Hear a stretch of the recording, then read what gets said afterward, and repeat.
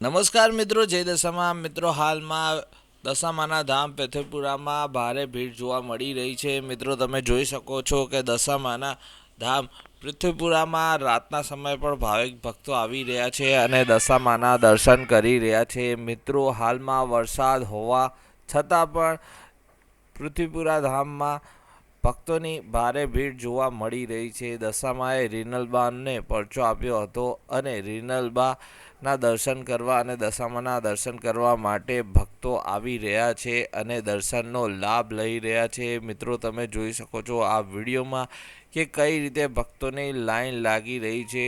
પૃથ્વીપુરા ધામમાં દશામાએ સાક્ષાત દર્શન આપ્યા હતા રીનલબાને અને ભક્તો તેમના દર્શન કરવા માટે ઉમટી પડ્યા હતા. મિત્રો દશામાં બધા જ મનોકામના પૂરી કરે છે, તેવી રીતે તમારી પણ મનોકામના પૂરી કરશે.